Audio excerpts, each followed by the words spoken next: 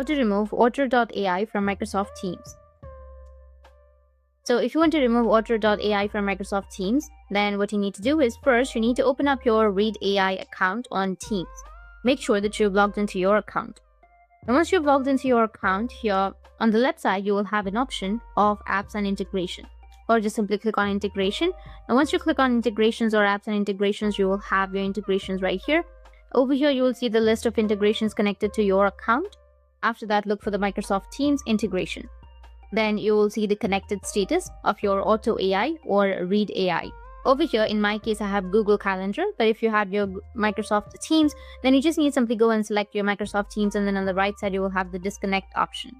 Click on disconnect to remove the integration.